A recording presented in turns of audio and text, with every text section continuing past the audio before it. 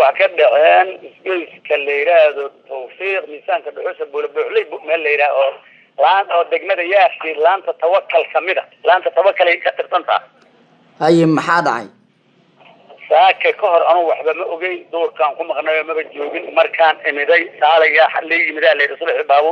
ciidama soo socda dhulkan waa la jibinaa haye waxaan rag ina war degmada ma tagteen oo ma ka warqabtiin oo warkaan dadkii meesha hortay joogay waxay yiraahdeen waa tagnay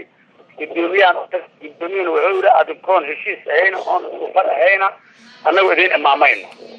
si aan tagay waxaan ka raadiyay wax odayaala oo ama geeskaas ka socdaan ama geeskaan soo wax odayaalahan ka waayay dartay laba odayaan meel ugu tagay ay ugu hal diideen oo anigu hadda magacooda aanan aqoonin markay ila hal diideen anoo meesha taagan islaamihii waxay dhagax tuureen nimanka ciidanka dhagax tuurka xabaday ku jawaabeen haye maxaa khasaare ka dhashay laba gabdhood ku dhaawacantay oo la qaado markii la qaaday aniga aan arkayay si hadda ay yihiin ma helo waa oo la qaaday hadda wixii ka soo siyaadana oo say noqdaan dhimayaan dhaawac ku sanaan anigu ma kala sheegi karo yaa qaada marka ma askarta qaaday ma dadka xaafada qaaday maya dadka xaafada qaaday askarta marka dadka dhaawac waa ka carreen ay waa ka tagay haye dhulka la duminayo ma dhul dawladeed ba mise waa dhul ay dad isku haystaan dhul dawlad oo markiisa hore wuxuu ahay dhul dawladdu ay leedahay oo baabuurta iskaraadka oo dawladda la dhigi jiro al'aana baqaar yaala haye nimana waxay yiraahdeen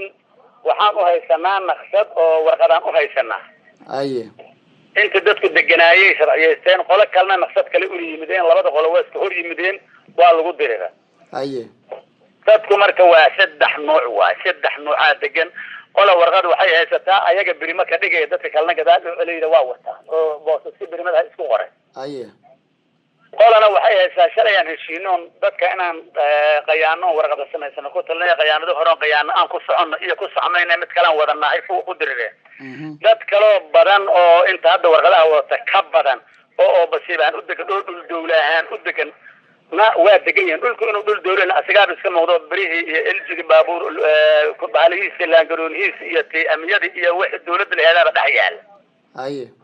dhulku marka dhul saas oo asalkiisa dadka iskaleesna waa dad saasa saddexdaas nooc oo qaarna warqadahaas ay wataan oo naqshadooda intii jeeda kuwana ay wataan naqshad kale intii jeeda kuwana ay yihiin dad iskala degan oo dawladda markay dhacday u degan ay yihiin waa koodi ahaan marka maxay idin qorshaysan hal xabani horta waxaan ahay meesha safaraan jira xalan imiday odayaalkina wax ka maray dadku saaka markuu kala tagay oo shaqada laga tagay oo guryaha laga kala shaqo tagay ayaa waxaan dhahay marka wax noo qorshaysan ma ogin in oon odayaalka inta imaadaan wax noo qorshaysan aan dibka soo sheegnay ma ahane hadda wax noo qorshaysan oo idin sheegi kara ma jiraan maba is aragba jibta wax madada qaaday oo dumar u badan wax noo qorshaysan oo idin leen hadda waxaas noo qorshaysan oo sheegi kara ma jiraan been hadaan sheegi